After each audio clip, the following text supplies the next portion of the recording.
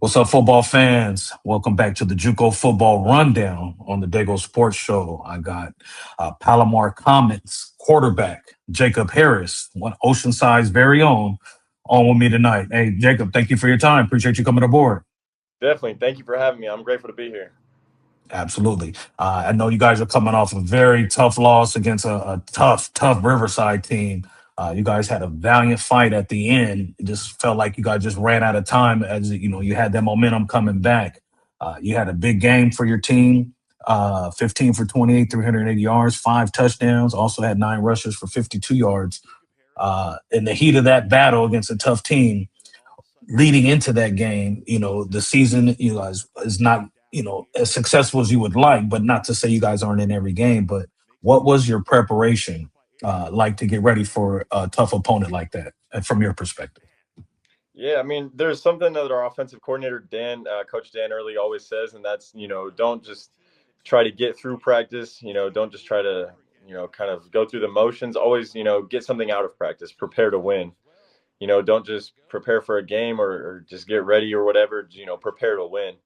And I think that really stuck with me ever since he said it. Week one, week two. He kind of says that every single week. And going into this week, I don't know. There's just kind of something different within me, mentally and physically and spiritually. Just preparing for this game. That when my number was called, I just I looked each of my brothers in the face, and I knew it was time to go. And that's just kind of what happened. Just play by play, took it one play at a time, and did the best that I could. And so, you're from North County. You went to Oceanside, 2021 CIF champs against my alma mater, the Hive. Um, but why, of all the colleges or places you could have went to, continue your playing career, what made you choose Palomar College? It's a great question. There's a lot of factors that went into it. I was just kind of looking around, kind of shopping around at the different junior colleges in the area, even some in Orange County and LA County, and there was just a home feeling to being at Palomar. Like you had mentioned, being from North County, previous teammates or other Oceansiders, having gone through there that were playing there, and it was just a strong appeal to me to stick to the North County and continually represent the rich football culture that is up here and try to do my best to help kind of uplift it. And so I think that was the main thing. The selling point for me was just how great it would feel to stay home and play for the home team, I guess. So that was Nice. the main point and why I wanted to go to Palomar. Okay, and speak on and touch on that a little bit about the chemistry of the brotherhood at Palomar College for the comments on and off the field, because you said you're a North County guy, previous teammates, friends that went through the ranks there, and you wanted to stay home in that area. So, what's that chemistry like from your perspective on and off the field with your brothers on the team? I think the chemistry, we have a real tight bond, both offensively and defensively. Um, it's very nice to be able to go to a school where we each can kind of pinpoint where all of us went to high school and say, oh man, I remember playing you guys, week this, that, or, anywhere in between. And just being able to remember playing against each other or playing against each other's high schools. And we grow a lot closer. Of course, there's the banter because there's, guys from that went to El Camino, and me as an Oceanside Pirate, I got to give them some Right. grief. And I hate to Yeah. say they've won the past couple of matchups, but I think Oceanside will get them this year. But, just being able to remember kind of playing against some of the guys on the team or just remember the schools that we all went to. And I think that adds to the brotherhood that we have, is just remembering that, like, oh yeah, that guy, he went to Oceanside. I remember playing him, or I remember watching him, and kind of vice versa. And so that really adds to the gel that we have as a teammate and as brothers. And what's it like throwing that rock to your wide receiving core? Because you guys got some receivers out in Palomar. So touch on that, some of that wide receiver core that you throw that rock to. Yeah, man, we got some dudes. Like you said, we got some real ballers. Top to bottom.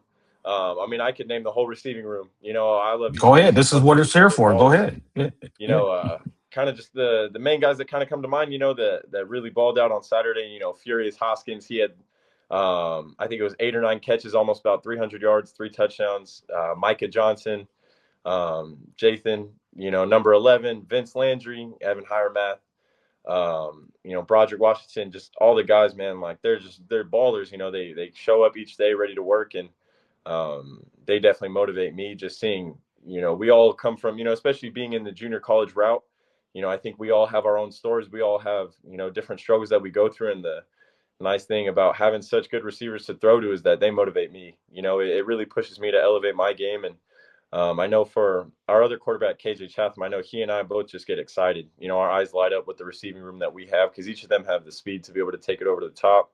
They have great routes, just good hands, just solid ball players. And so it's just it gets exciting, dropping back and seeing the guys that we have, just kind of taking teams over the top. Even the short routes, they can go the distance. It's exciting. It really is. And you mentioned Furious. I mean, I looked at the stats. It was like it's usually that's like a 3 or 4 game, stat sheet, but he did it in one game. So what was it like you guys were in the zone with each other, like talking without talking when you seen him line up and whatever slot or outside or whatnot, like, oh, I got him. I'm giving it to him, or was he just on one that game and excelling at a high level? He's just, he's a ball player. He's a playmaker. He's just kind of one of those guys where you don't even really have to worry about him. I know for me personally as a quarterback, I try not to have a favorite receiver.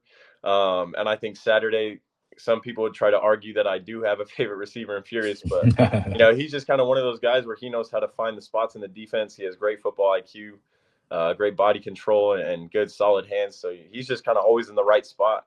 So finding him and connecting with him is never difficult. It's something that's just, if a play breaks down or if, I'm kind of going through my read progression, kind of in the back of my head, I always have, where's number one at? Where's Furious at? Once I There it find him, I is. already know he's going to come down with it. 50-50 ball, it's his. Awesome. And what's touch on your teammates? Who's one teammate or maybe 1 or 2 teammates that you feel deserves more recognition that doesn't get it based on the hard work they put in on and off the field? Oh, man. To narrow it down to 1 and 2 is hard, but, of course, if I had all the damn, all the time in the world, I'd go list my whole team top to bottom, but Nice. I'll kind of go one from each side of the ball. I think offensively, one of my good friends and someone who's also from Oceanside, Wintel Camino, is Broderick Washington. I've just seen him go through, a plethora of injuries. He's had a torn ACL, he's had a broken bone in his foot and his ankle, and more recently, a tweaked hamstring. And so there's just been so many obstacles that have kind of been in his way that I think a lot of people in his shoes would have folded. But he's remained, he's persevered, he's kept working, and I'm excited for him to be able to get an opportunity because I already know once he does and once he showcases what he can do, he's a big 6'4", 6'5", 190, 200-pound, wide receiver. He can make all the catches, run all the routes. So he's someone that I admire a lot. Just his perseverance, his grit, his willingness to just get in and work, and hard hat and lunch pail type of guy. And then on defense, linebacker 51, Hunter Stowe. He went to Oceanside. He was a grade older than me. After high school, I think he went to the Navy, and then just he missed football a lot. He wanted to come back and ball, and junior college, of course, is that type of place for somebody. And so he's just, ever since he's gotten here, just had a great head on his shoulders, is a great motivator to the guys, a good leadership for the defense, and he makes plays game in and game out. So definitely those two. I'm always talking with, just kind of picking a play out of their book. Seeing how I can be more, how I can persevere a little bit better like Broderick, and how I can be, just that consistent playmaker like Hunter on the defensive side of the ball. So those two for sure, somebody that, some of my teammates out of, all of them that really stand out to me of who I really want to see, kind of get what they're working for, and kind of get all the good things that can come from this game. Excellent answer, Jacob. Excellent answer. And how important is the bye week coming up for you guys this week? At 1 and 4, going into the bye week to get prepared for a huge, tough opponent on Thursday, October 9th against Southwestern College. So, how important is the bye week for you guys to kind of collectively regroup and have 2 weeks to prepare for that tough juggernaut of the team? Yeah, I mean, like you said, Southwestern, they're a great program. I think, just all throughout time, they're consistently putting out good players, good teams, well coached, and this year's, no different.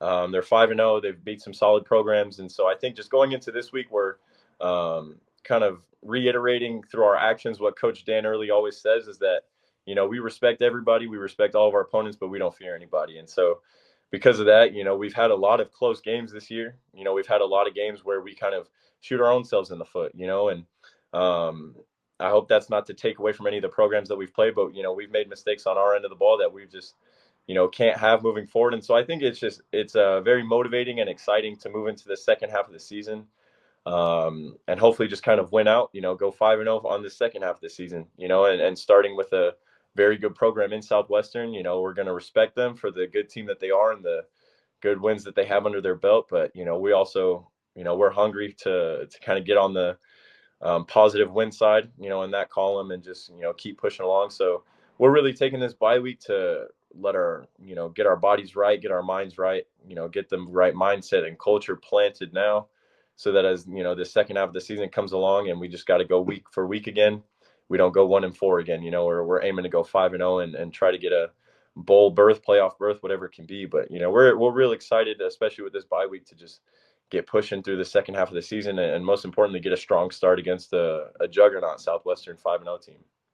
I understand. Well said. And one last thing, I'd like to end it on a good light note.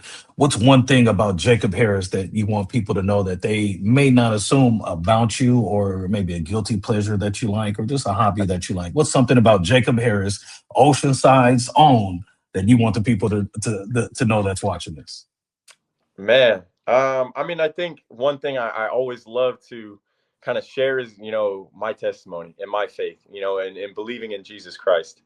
I know that he lives, and that's something that propels me and fuels me in each and every single day that I go through, is my faith in Jesus Christ. And, I think that's something that in the football realm, of course, there's always the team prayer before the games, but it's also something that doesn't always come up. And so for me, it's just something that I love people to know about me, and something that I try to execute in my day-to-day life is my faith. And I think that's something that helps me so much on the field, is these God-given abilities and talents that myself has been given, these brothers that I've been given to the side of me, and the coaches I've been blessed with. I think those are all things that stem from the faith that I have. And it's just something that I love to be able to share, because I know the goodness of God that has been blessed in my life and everyone else's life. So that's just the most important thing for me, kind of starting each day, ending each day, throughout the day, just my faith in God and faith in Jesus Christ.